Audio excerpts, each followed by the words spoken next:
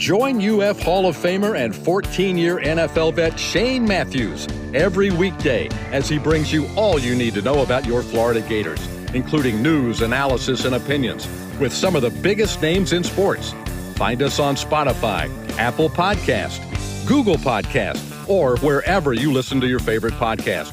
Or watch us live at 8 a.m. on Facebook, YouTube, and Twitter.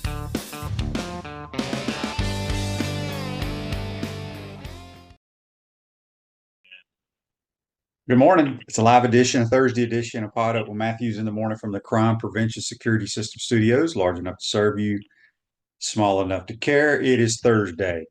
We'll have Brent Beaird here in just a second, our college football analyst and Heisman Trophy voter, and we'll have Mike Ridaught from the PrepZone.com and Main Street Daily News talking a little high school sports. Well, they played a lot of football games already and had to play some games on Monday night for high schools. If you missed it last night, the Padres, the Tigers, and the Royals advance. You'll have a deciding game between the Mets and the Brewers tonight, along with the Falcons and the Bucks, and a couple of college football games. Let's go to the Titan MR hotline, courtesy of Comfort Temp, and we are joined by our good friend Brent Beaird, college football analyst and Heisman Trophy voter. Good morning, Brent. How you doing? Morning, Shane. Doing okay. The best thing I can tell you is that starting today, there will be football on TV every single day until November the 27th. So that is my good morning greeting for everybody. That must mean starting next week we have Maction on Tuesdays and Wednesday nights, is my guess. That's exactly what it means. And I mean, it is kind of amazing, isn't it? It seems like we have snuck into October, but it is here. We're happy about that. Hopefully the weather is going to get cooler soon. But that is a lot of fun to be able to watch some action on Tuesday and Wednesday night. So it's a wonderful time of year for a lot of reasons. There's no question about that. Dan wants to see if I have a Kerwin Bell update. I texted Kerwin yesterday, did not get a response. I'm assuming, I have not heard. I'm assuming all their players made it back to be able to practice starting Monday. I'll try to give him a call today. But again, our thoughts and prayers go out to everybody affected with Helene, especially up in the mountains.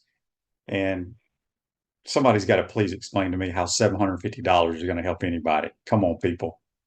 That is ridiculous. I'll leave it at that. Yeah, so as you said, Brent, the new AP poll came out. Anything surprise you? No, not particularly. I mean, obviously the SEC is dominating it, and so is the Big Ten. I think at the bottom of it, congrats to UNLV with all their issues. At quarterback, they're number 25. Brent Beaird, Illinois, is 24, and Indiana is 23.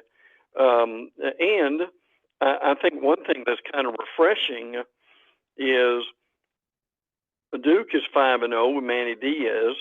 Army is 4-0. Navy is 4-0. For the first time since 1945, Army and Navy are 4-0. Indiana is 5-0 and BYU is 5-0. Now look, this won't last forever, probably with these teams forever, meaning the length of the season. But it is kind of refreshing to see these teams having a good year. I wonder. I think Navy plays Notre Dame. I don't know what Army's schedule is, and I think they're both in the same conference now. But wouldn't it be something at the end of the year they're both undefeated? Really, yeah. Listen, it really would. No question about that. I've got Army schedule here. Tulsa, UAB, East Carolina, Air Force, North Texas. Army does play Notre Dame, Shane. Army does as well. Yeah. But I mean, you look at that. You look at that schedule for Army. I mean, they could make some real hay with that and get into a decent bowl game before it's over. Navy's got Air Force, Charlotte, Notre Dame, Rice, South Florida, Tulane, East Carolina, and of course Army. So but both of them got excellent chances to go to bowl games and see how far they can go. Yeah. Obviously, Kentucky had a good win last week, Brent, upsetting Ole Miss. And, you're a Heisman voter. And I don't know if people have seen this kid, but I've seen highlights. And let me tell you something. He might be the best running back in America, and he Yeah, is phenomenal, the running back out of Boise. yeah. Ashton Genty is who Shane is talking about. Now, this is just through September. He has 845 yards and 13 touchdowns. Shane, get this. He is on pace to have 2,500 yards and 39 touchdowns. My stars. That's amazing to say the least. But you're right. People really need to take some time out and watch this guy. Yeah, and it's not like competition. He's played Oregon, ran right through Oregon, ran past Oregon, and he's just I was surprised. I'd never heard of him, but I've he needs to be up there, and obviously he's not one of the Heisman favorites right now, odds on. Most people have Jalen Milroe right there. And Brent, speaking of, you're an Alabama guy, and you've watched a lot of games Alabama's played. Was that one of the best, if not the best, you've ever seen at Bryant-Denny? Yeah, there's no question about that. I mean, what he did in that game, frankly, was record-breaking. First player in AP poll history with 300 yards passing, 100 yards rushing, and 2 rushing touchdowns versus a top 5 opponent. Milroe, to his credit, and I'm curious what you think about this, has certainly improved. I mean, they've got more design runs for him. He's better with his short and intermediate passes. He's always been pretty good at throwing the ball long, and it's easy to do when you've got that receiving core. But it was quite a performance, no doubt about it. Yeah, for sure. Ashton Genty, Dan says he's from I think he was born in Jacksonville, but I think he played high school ball in the state of Texas, if I'm not mistaken. We got great people that do research for this program. We do. It's appreciated. Yeah, there's no question about that. Brent, what's going on with Trent Dilfer? I mean, I saw some clips of him on Twitter at his press conferences, taking shots at media people, but this used to be a pretty good program. It was. There's no doubt about it. UAB, frankly, you remember under Clark, was really good. But that has just not happened. Trent Dilfer is now 5-11, which is really unfortunate that they were embarrassed by Louisiana Monroe in the Naval Academy at this point. So, and Shane's right. I mean, he's had some ongoing controvery with the media during press conferences. He is, I don't know if I'd call it a feud, but some of the media in Birmingham are all over him, and I don't know how long that will go. And frankly, Dilfer really didn't have a whole lot of coaching experience. I mean, he coached at and you may know this more than many, but I think a private high school at one point, and that's kind of about it. They thought this would really work, but it really at this point has not. So I won't be surprised if UAB makes a change at the end of the year. Yeah, I think that's going to happen. That'd be a great place for Kerwin to go, actually. It would be, wouldn't it? Yeah. Brent, you got a rankings here of the undefeated group of 5 teams. Now, people are going to need to remember that one of these teams in the group of 5 gets an automatic spot in the playoffs. Correct. Oh, yeah. And now UNLV, James Madison, Navy, Army, again, and Liberty are the teams that are undefeated so far in the group of 5. Now this could be changed any week, but yeah, that's really something to keep our eye on as far as where these schools are going to be landing. And to your point, I mean, could you imagine the excitement that at the end of the year, if Army and Navy really meant something as far as possibly getting that spot? Yeah. Zach's question for me on YouTube brought to you by Quality Plumbing. Will Mertz be the best passer the Vols will have seen to this point? We have to may have to throw for 400 yards to have a shot. Yeah, clearly.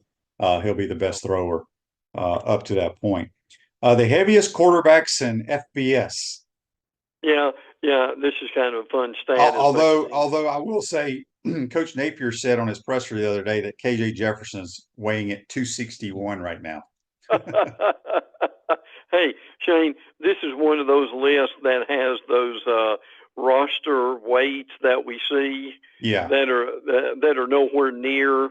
I mean, even when this roster was done, he was 6'3", 247. Now, DJ Uiagalelei, 6'4", 252.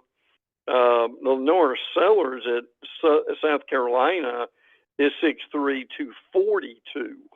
So, and I've heard the question asked, and it probably is a legitimate question, Shane, is at what point do quarterbacks get too heavy? Oh, I really don't think any of them need to be over 220, 230 in today's world. I mean, hell, the most I ever weighed was 190 pounds. Right. I couldn't gain weight. But yeah, some of them are way too big. I think KJ is way too big. Yes. Way too big. Text on the Titan Mar text line from the 904 says, if Florida pulls an upset, it's fool's gold. Problem not fixed. I guess he's referring to the game Saturday night. And then Russ here in Greenville, South Carolina, just sent me a picture from like a satellite. I guess this is electric. I don't know, but it's showing the North Carolina, Tennessee is just kind of wiped out on this map. Yeah, it's not good, man. It's not good. It's not. No. I you know what was so impressive, and because I got people up in that area, and a lot of them are okay, but they got so many private pilots that are just asking people to bring, if you have a helicopter, please bring us your helicopter so we can go try to save some people. Yeah. Crazy that we have just the average public people going out there doing that. Really? This is from 941. I want to say this is Chris in Mayaca. He says, ask Brent about the possible scouting violations for players attending the UCF game last weekend. Brent, are you familiar with that? No, I'm not. Yeah. So Cormani McLean and Jason Marshall Jr. both sat in the stands at the UCF Colorado game, and apparently that's a violation going to a game during the season of an opponent that you will be playing. Is that not the dumbest thing you've ever heard? Yeah, it's among them. As a matter of fact, now that you mentioned, I did read that that they were in the stand. Yeah, I think that's the one I saw on Twitter. That basically you said, he was trying to make a joke, but he said, I'm in the stand scouting the game. That would be. Now look, I would anything come of that? No. Would they be suspended? I don't think that would happen. So I don't think McLean's not going to be playing. He probably won't even dress. But Jason Marshall Jr. is probably the top corner in America right now. He is. But I just think that's ridiculous. You know, like what I said on the show the other day is Trent Whittemore plays for UCF. If Creed Whittemore, who plays at Mississippi State, who's now redshirting, goes and watches the game, go watch his brother play. They're not playing UCF this year, but I think that's the dumbest thing ever. Dumb. Dumb. Yeah, I agree. So anyway, all right, I got off to the subject there. Brent, what games stand out to you this week? Well, now first of all, tonight, Texas State at Troy and Sam Houston at UTEP. Tomorrow night, Michigan State at Oregon. That'll be nice. And if you want to see UNLV, you can do it tomorrow night. Syracuse at UNLV, that's 8 p.m. on Fox Sports 1. So that will give folks a little bit of a preview for that. Games this weekend. Gosh, it's hard to believe we're already October 5th. Missouri A&M is a big game, obviously. Now, these are also some games later on in October. Obviously, Texas, Oklahoma is coming up. Penn State, USC is also coming up. Miami, Louisville is coming up. Alabama, Tennessee, and that's in Knoxville, is around the corner. And Georgia at Texas. There are huge games coming up, certainly in the month of October. So we'll look forward to seeing that. I did want to throw out here real quick. The Georgia-Bama game, 12 million people on average watched that game. Toward the end of the game, it was 14 million. Now, the magic number that teams want to have or schools want to have in a televised game, if you can do this, is 4 million. That's a lot of people watching a game. But gosh, Shane, when you go from 4 million to 12 million, and by the way, the Texas-Michigan game had 9.2 million. So, people can criticize football all they want to in college football, but it's pretty healthy on the field, is it not? Yes. Champion your recovery with Core Power, delicious high-quality protein to build muscles and electrolytes to help hydrate. Core Power, replenish, repair, and rebuild. We got Brent Beaird on the Tighten Them our Eye hotline. Can't talk today. Brought to you by Comfort Temp. Conyer Ron asked, Connor Stallions got in trouble doing that with Michigan. Yeah, this is totally different. These are two guys going to watch their friends play a football game. And these are college kids that have no idea how to scout. They don't even know what they're looking at. They're just they're there just to have fun. And it was their bye week. There's nothing to it. Nothing to it, in my opinion. All right, Brent, let's let me get caught up here. Bama rolls into Nashville.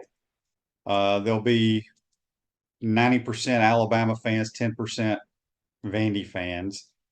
But Vandy could hang in there early, don't you think, with Bama coming off the emotional win and the way Vanderbilt's been playing this year? Yeah, I don't doubt that at all, frankly. I mean, Vandy's actually a much better team than they have been. The Vanderbilt quarterback, Diego Pavia, is really good. I mean, he's a tough kid, really makes plays. The thing I really liked about him in the Virginia Tech game that they won to open the year, but Pavia said, look, he told the coaches toward the end of the game, look, just give me the ball. I want it. And man, that's what you want out of your quarterback. So there's no doubt about that. Vandy was off last week. Now, to your point, Shane, there's still construction on that stadium, so it only holds about 35,000. And you're right about that. But probably 25, or if not 30, will be Alabama fans. So, but I don't have any doubt about that. Vandy could hang in this game for a while. Alabama's players have been told how great they are the whole week. So, will there be a letdown? It frankly, it'd be hard not to have one. Yeah, Andy, I went away. I'll have to pull it back up, but he wanted to know, did you know that the phenomenal freshman there, the wide receiver at Bama, is the cousin of Serena Williams? Yeah, I saw that this week. Ryan Williams is who we're talking about, and Serena Williams actually posted on Twitter, really proud of my cousin. So, but people realize that, yes, they are related with each other. So there's good bloodlines, to say the least, all in all. But no question. Yeah, yes. Barone wants to know what my bye weeks for UF were like. Did you use them to rest up or work out more or do more film study? I'll be honest with you. I said this yesterday, I think, on the program. Our bye weeks, if you were a starter, from a quarterback standpoint, we'd throw some routes on air, and then we'd stand around the rest of practice while the young kids scrimmaged.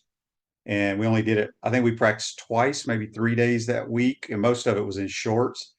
And then coach let us go wherever. I mean, coach and his entire staff would take the whole weekend off and go to the Yeah, beach or whatever. sure. You know, it's how you just approach it and your philosophy and your coaching style.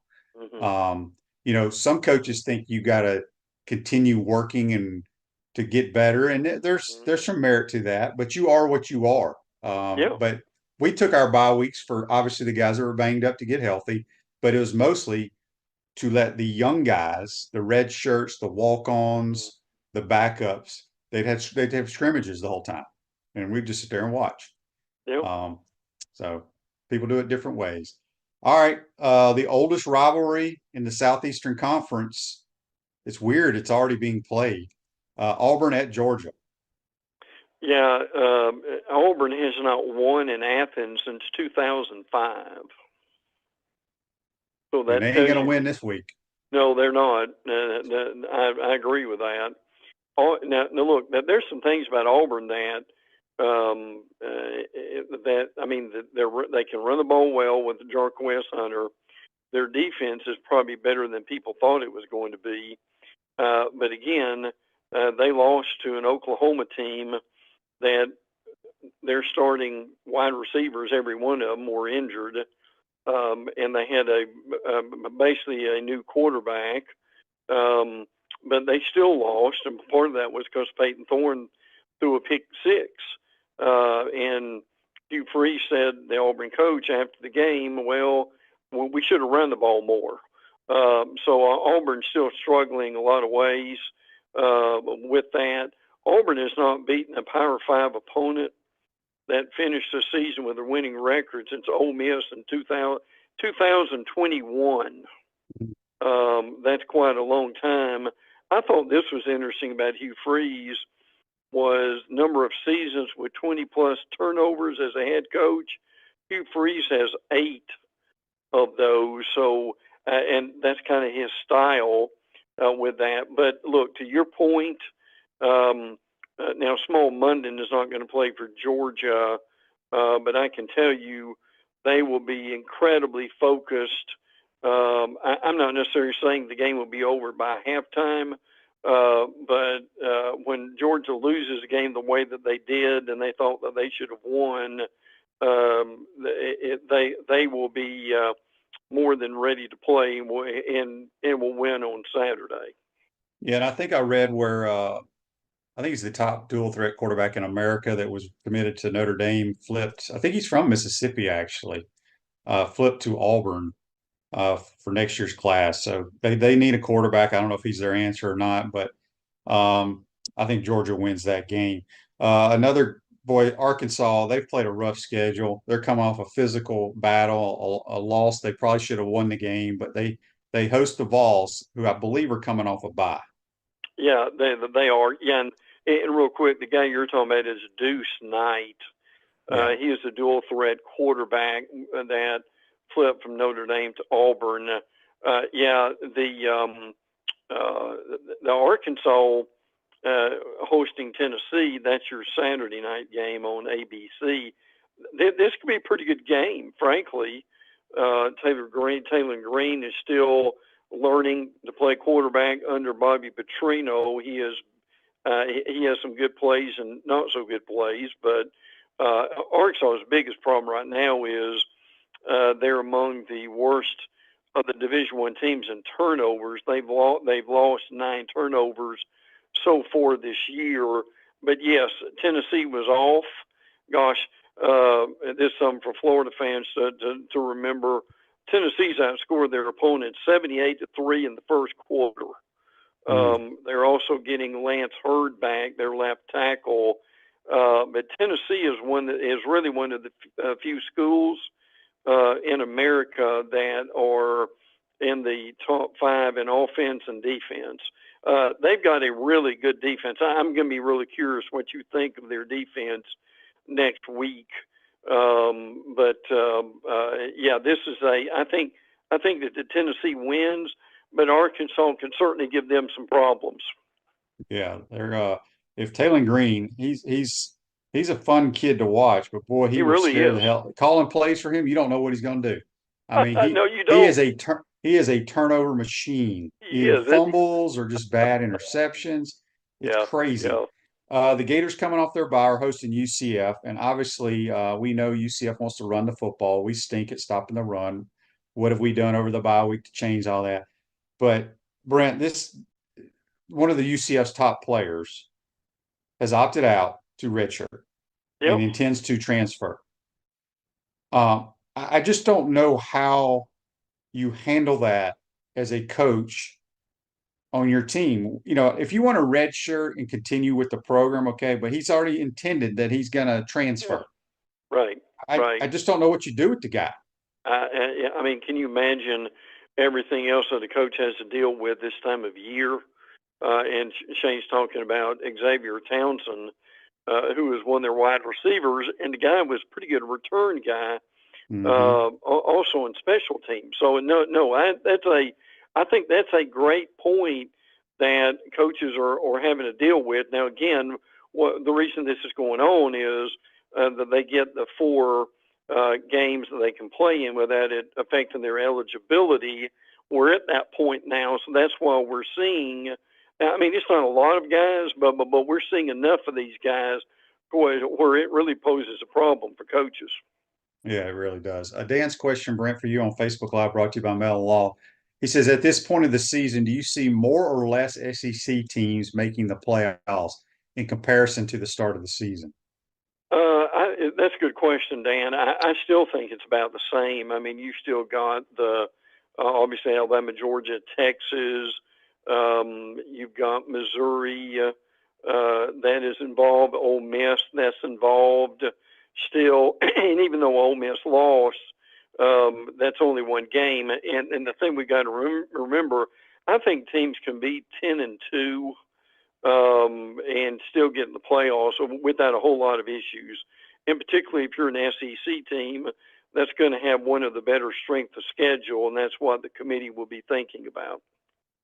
Electronics World, integration and design specialist for smart home automation and entertainment, affordable local installation service and support. Go check them out, electronicsworld.net. A few more minutes with Brent Beaird, our college football analyst and Heisman Trophy voter, on the Titan MR hotline. Missouri off last week. Boy, this is should be a good game at College Station against the Aggies. Yeah, no doubt about that. Now, this is the silliest thing of the week, and I'm going to be brief about this, but Marcel Reed is the A&M quarterback. He actually has a sister that works at Missouri with the football team, and Eli Drinkwith, the Missouri coach, is not allowing Marcel Reed's sister at practice. So that is, forgive me for this, but at some point, the paranoia just goes beyond whatever. I mean, this is the woman's job to work with them, and he's not going to allow her to be on the practice field. I want to throw that out, Shane, as the nuttiest thing of the day. Yeah, and I don't know what her title or her role is for Eli, but here's the thing. Again, I can go hand the entire playbook to another team and their coaches. Really? They don't know when the hell you're going to call any of that stuff. Absolutely not. Yeah, it's crazy how these coaches are for sure. So that should be a good game. And then I'm anxious to see how Ole Miss bounces back, going to Columbia, South Carolina. Carolina coming off a loss. How you see this game playing out, Brent? I'm with you. I think it's going to be a really good game. I do think that they both have good defenses. South Carolina, I think, probably has been the more effective defense so far. They were off last week. They've got a couple really good pass rushers in Kyle Kennard and Dylan Stewart. So Ole Miss has got to be aware of that. Shane, I just don't see Ole Miss and Lane Kiffin having two losses in a row right now. I mean, I could be wrong, but I think they'll be more focused for this game. And I do really give Kentucky a lot of credit for winning that game last week against Ole Miss. I'm not sure Ole Miss's September schedule really prepared them for Kentucky. As you know, Kentucky is very physical, that they can run the ball, play really good defense, but very disappointing loss for Ole Miss. But I think they'll rebound this week. Yeah, I do too. I think it'll be a tough game, but I think Ole Miss puts up enough points to win it this week for sure. A couple people wanted your thoughts on Brent Venables. Barone says here, Venables is a great DC, but when I watch OU, I feel like OU is going to be like a Muschamp team of poor offense and great defense. I agree with that. And so someone asked, when will OU go after Heupel? Any thoughts on that, Brent? Well, I mean, at this point, they're having a pretty good year. What helps him is they had to, and we talked about this in the preseason, they had to replace their entire starting offensive line. And when you do that in this league, that really is an issue. They've got a new quarterback. And like we say, they had all five of their wide receivers who were out in the game. And I'm not trying to make excuses, but that's kind of what we're seeing with Venables in Oklahoma. Now, they'll have a big test against Texas coming up next week. Now, if they get blitzed in that game, that could cause some real concern. But he hadn't been in Oklahoma that long anyway. I think he'll at least get another year. But if they fade down the stretch, then they've got Alabama late and Norman. So something like that could really help them. But their defense is elite. I mean, Kip Lewis was the guy, the linebacker that got the pick six. But I mean, look, it is a legitimate question. He's got to do something with this offense. Kind of reminds me a little bit of Ferenz at Iowa. A great defense, but you just can't score, right? Yeah. It's those defensive-minded head coaches, man. It's crazy how they think. It is. All right, Brent, before we get you out of here, ACC, obviously Florida State's starting a new quarterback. Clemson's rolling into town, and then Miami is traveling all the way out to Cal for a conference game. Yeah, if folks haven't heard this, DJ Uiagalelei has a broken finger on his hand, so Brock Glenn is going to replace him. And look, this shouldn't happen anyway, frankly. And I can tell you, if Clemson can score 50 on FSU, they will do it. There's no love lost there. So, but I think it will help FSU to have Brock Glenn in. Now, the Miami at Cal game day is actually at Berkeley, at Cal. Now, this game, if you want to watch Miami, and Shane may need a nap before this one, but that's right. You'll have the Gator game, so you may have listened to a little bit on the radio. But this game doesn't start until 10:30. For folks to be aware of that. And for whatever reason, Game Day wanted to cover this game. They've never been to that area in order to do it. Obviously, Miami had a very controversial win the last time against Virginia Tech. So interesting games for both FSU and Miami coming up. Yes, it is. Brent, good stuff as always, my friend. Appreciate your time. Have a great weekend, and we'll talk to you next week. Can't wait for that, and we'll look forward to hearing Mike Ridaught in a few minutes. Yes, indeed. That's Brent Beaird, a college football analyst and Heisman Trophy voter. Join us on the Titan & More Hotline, courtesy of Comfort Temp. Take a quick time out, come back, talk a little high school sports on the Baker Sporting Goods High School Roundup with our man, Mike Ridaught. We want to take this moment to thank our sponsors who keep the show going and pay the bills. Our premium sponsors are Crime Prevention Security Systems, Titan MRI, Meldon Law, Peachland Dental, QC Kinetics, Campus USA Credit Union, Dave & Buster's.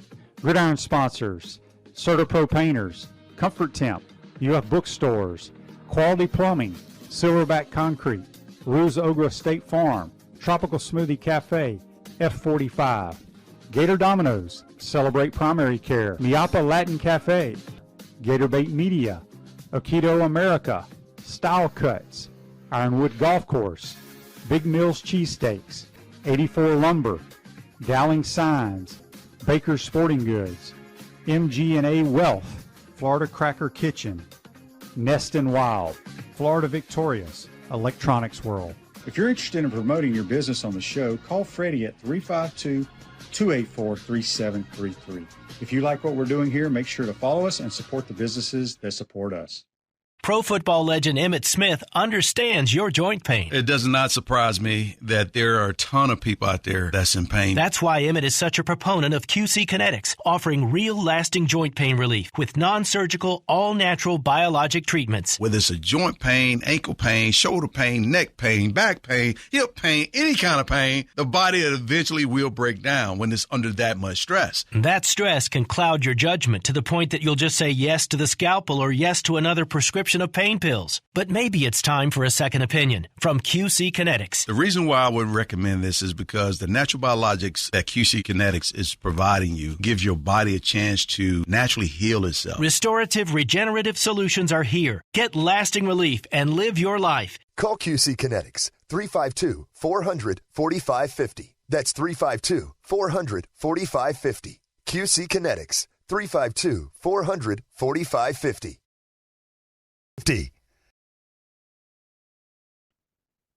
Welcome back to the Crime Prevention Security System Studios, large enough to serve you, small enough to care. Florida Cracker is the brand for original Floridians. Great food and southern hospitality in the center of the universe, Brooksville, Florida. FloridaCracker.com.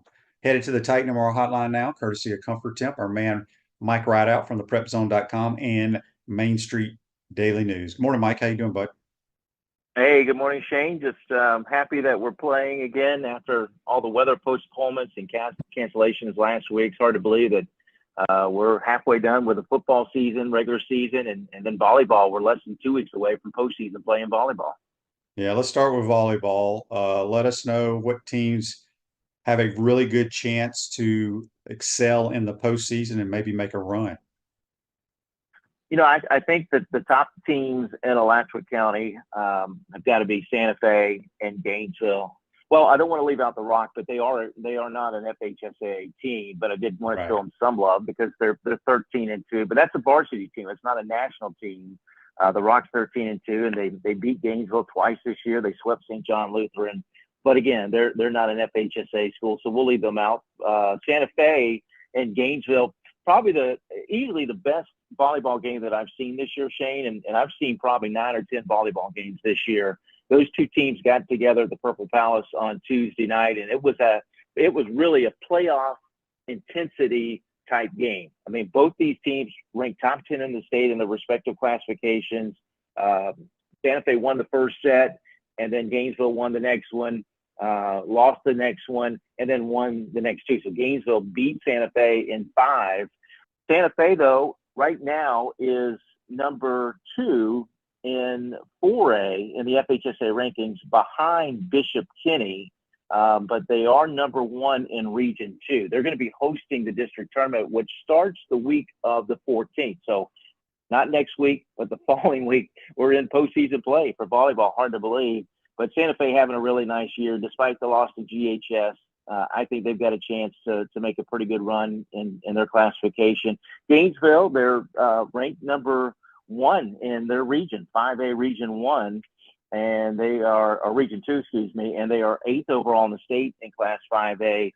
They've got a first-year coach, former Gainesville volleyball player who was a part of 4 Final Fours, 2 state championships, Jerica Carter Mitchell, and her daughter, only a freshman, but a phenomenal player, J.C. Carter Mitchell. She's 6'1". Nicole Ellis is 6'1". She's a North Carolina AT&T commit. And on that Santa Fe team, they've got 3 players that have already committed to go to the next level. They've got a couple of juniors. Grayson Marshall, who's their setter, the daughter of Eric Marshall, is a West Florida commit. Delaney Wingingbach, an outside hitter, is a Georgia Southern commit. Gia McGrew, we've talked about her before. She's a senior. She's a University of Iowa commit. So those two teams I like the best in this area. Oak Hall, Final Four team last year, 12-2, got a good record, but they're only 5th in the region, 2A Region 1. They'll be in the playoffs, but I don't know if they can get back to the Final Four. We'll see. Still a lot of volleyball left to be played. But those are the top teams in the area. The other team is just outside Gainesville, up in Suwannee County, but Brantford, which was in the Final Four last year, Shane, they're number one in the rural classification. They're 18-3 this year, and it looks like they're going to be heading back to the Final Four again this year. Yeah, Andy's question for you: are there any Facebook Live brought to you by Mellon Law? Any volleyball players that could be future Gators? I don't think so. As you mentioned, Santa Fe has a few that are going elsewhere. Yeah. But Gia McGrew, I've watched Santa Fe. One of my buddies' daughter plays on the varsity team as a true freshman, and they're very good. And man, is she powerful! It's crazy. How's Trinity Catholic's volleyball team this year? Trinity Catholic's pretty good. Ocala just outside of our area for Main Street Daily News, but they're right now ranked number one in Class 2A, but they're the fourth overall team in the state in the FHSA rankings, number 4 overall in the state. So they've got a good chance to bring home some hardware this year, state championship. And then St. John's, I mentioned them, St. John Lutheran, they're ranked 3rd in the state in 1A. A big one tonight because Santa Fe will host St. John Lutheran, and St. John Lutheran manhandled them the first time and swept them. So Santa Fe's really been looking forward to that game tonight. That game's going to be played in Alachua. It's a rematch tonight for Santa Fe. All right, let's switch gears to high school football. Let's start with Buchholz. Buchholz, I think they started the season 3-0. They're sit at 3-3. They've lost 3 in a row. They've lost to 3 pretty good teams though. All on the road. So I can't keep up with the FHSA, Mike. Is it back to how it used to be where if you win your district, you're in? If you're the number 2, you get an automatic bid, or is it back to the max prep rankings? I can't keep up with it. Yeah, they take the district champions, and then they kind of see those other 4 teams, so 8 teams getting in per region. So Buchholz obviously is going to be in good shape in Class 6A. Buchholz is in 6A Region 1, and right now Buchholz is behind Nice, who they just lost to in overtime. But a great point about their schedule. Even though they're 3-3, you look at the 3 games that they lost. They lost to Manatee, which is, I think, ranked 5th in the state in 5A. They're 5-1 this year. That was a 1-score game. They lost to Richmond Hill of Virginia, which is a 6A school up in Georgia, and they are 5-0 this year. I think they're just outside the top 10 in their classification. And then Nice, who they just lost to on Monday, a game that Buchholz had a chance to win. Buchholz actually comes down the field, Shane.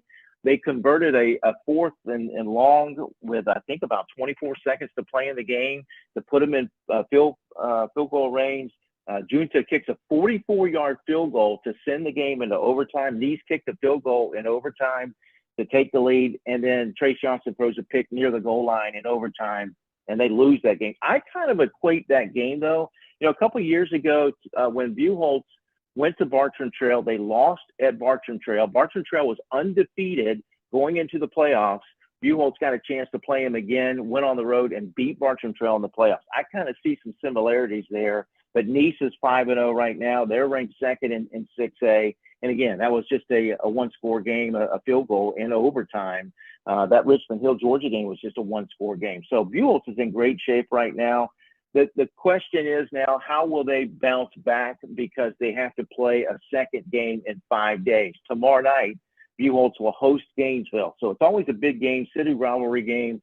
Anything can happen, when you get into a rivalry situation. But Gainesville, first of all, I don't want to take anything away from GHS, because they didn't win any games 2 years ago. They won 1 game last year, and they're sitting at 4-1 right now.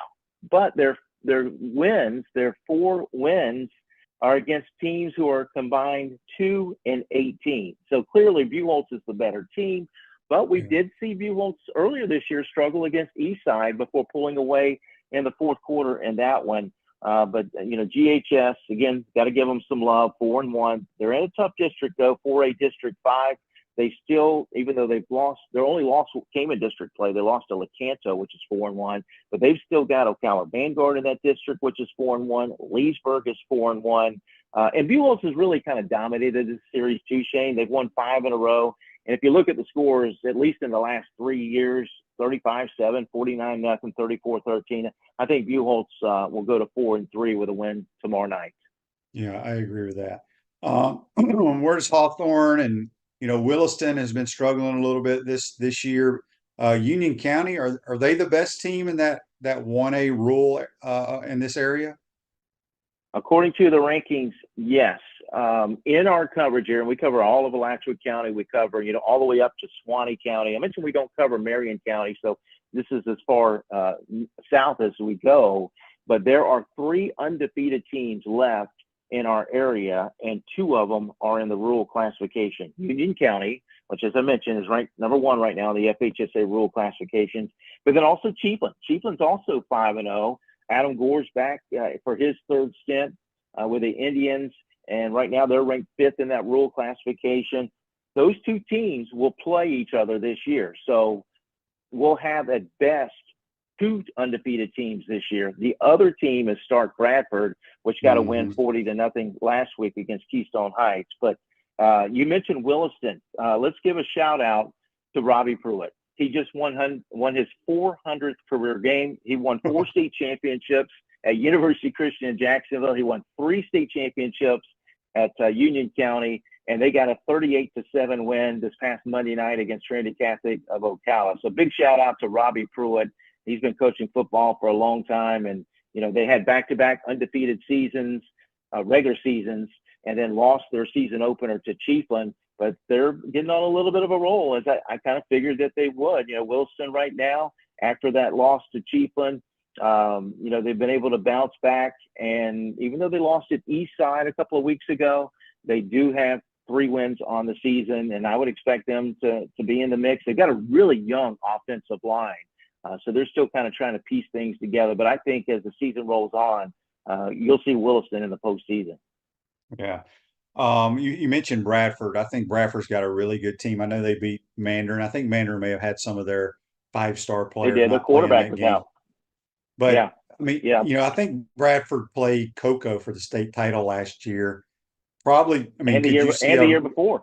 Yeah, you probably see another rematch of that. And Bradford, they don't stand a chance against a team like Cocoa, do they? I wouldn't say stand a chance because, obviously Cocoa is really good. So in a way that makes sense what you just said. But at the same time, the fact that they've been able to beat Mandarin, they beat a decent South Sumter team. Their record doesn't indicate that they're any good, but they're decent. They beat Denellen pretty handily. They went on the road to beat Baker County.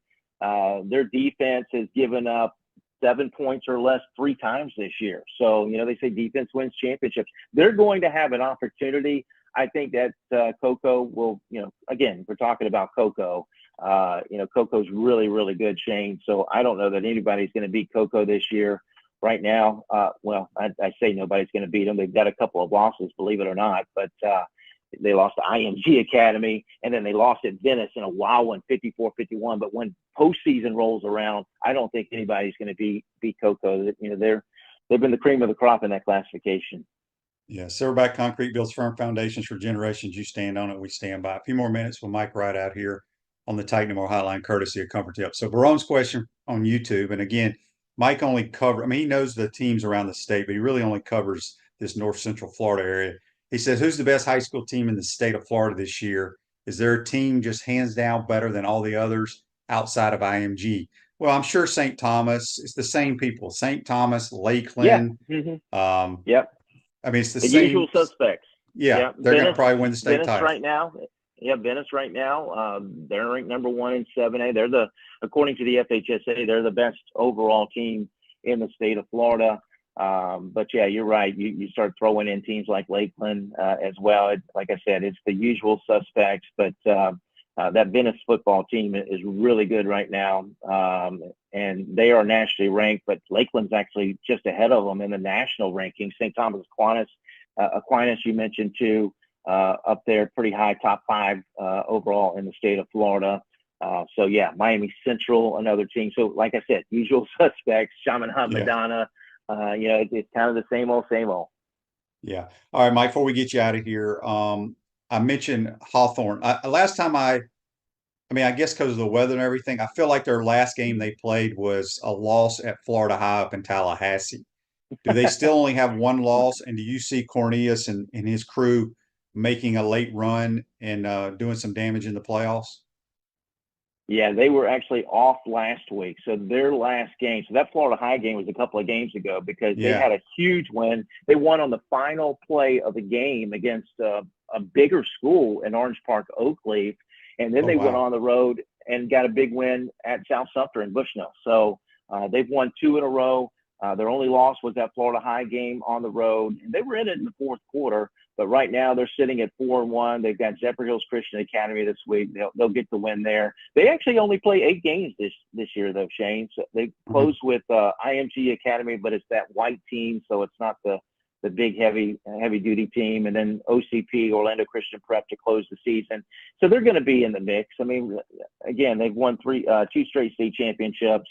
So DI will have this football team ready to go come postseason time. Yeah, he's at that point now where nobody wants to play him. That's why he's only playing 8 games, I bet. It is exactly. Yep.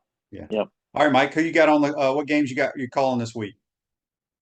Okay. I actually didn't mention them. So let's start there. Tonight, I'll be on the call. Denellen at Eastside. This game was scheduled last week, but due to the hurricane, it got moved to tonight. This is a big game because it's a district game. Eastside's 3-2 overall. They've won 2 straight district championships, but now South Sumter and Denellen have been added to the district, and they host Denellen tonight. That's a 7:00 game. Well, I'll have coverage with Hank Rome beginning at 6:30 p.m. tonight on 106.9 FM I Am Country. You can also listen to it online at imcountryradio.com. Denellen is 6th in 3A, so it's going to be a tough matchup tonight at Citizens Field. And then tomorrow night, Marty Palman actually will broadcast the game with Hank, that GHS Buchholz game. That's a 7:30 kick, and that one also will be on radio beginning at 7 p.m. Mike, good stuff as always. Let everybody know how they can follow you on Twitter and read all your work online. Thank you, Shane. I appreciate it. Yep, you can go to mainstreetdailynews.com. A couple things that you'll see at Main Street. As I mentioned, I covered that 5-set thriller between Gainesville and Santa Fe volleyball. So there's a recap of that one. Cam Parker wrote a recap of that Robbie Pruitt 400th career win. I wrote an article about Chiefland, Union County, Bradford being the 3 unbeaten teams left in our area. And then Oak Hall got their quarterback back.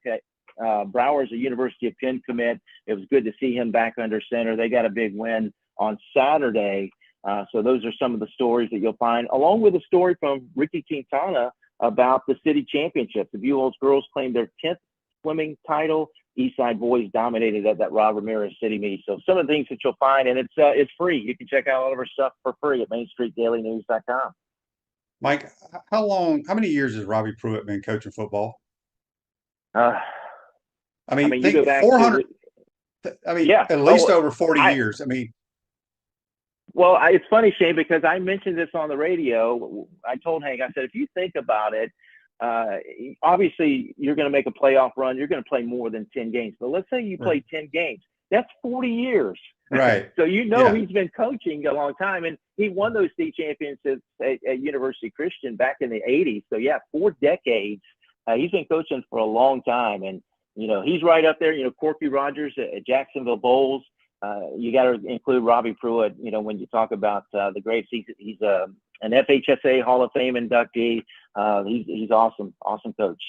Boy, God bless him for coaching that long in high school. Absolutely. Yeah. Mike, have a good day, man. Appreciate your time. All right. You do the same. Thank you, Shane. All right. Bye-bye. That's Mike Ridaught. Join us on the Titan More Hotline, courtesy of Comfort Temp. Miapa Latin Cafe. Discover the ultimate Cuban culinary experience at Miapa Latin Cafe. With 5 locations in Gainesville and Alachua, you're never far from the best Cuban food north of Miami. Braun on YouTube wants to know, brought to you by Quality Plumbing, do I prefer hybrids or woods when I play golf? I have one hybrid. It's like my 3-iron. Everything else I play normal irons. And obviously I have a driver and a 3-wood. This day in sports brought to you by Campus USA Credit Union. Put some star power to work in your financial life. Campus USA Credit Union. 2021, Tom Brady becomes the NFL's all-time leader in career passing yards, passing Drew Brees of 80,358 yards. That happened in 2021 for the Tampa Bay Bucks. Andy wants to know, how difficult is it for an elite passer like Justin Herbert to be part of a running team now at Harbaugh? I have no idea, Andy. They're wasting that kid. He's so damn talented. he's got to be frustrated and miserable. Because if you go back to the other offenses that he's run as being a Charger, they threw it all over. He had great receivers. Got to be difficult. Anyway, that'll be it. They'll do it for today. JC will be here tomorrow with Edgar Thompson. We'll do our Peachland Dental weekend picks. Have a great day, folks. Take care.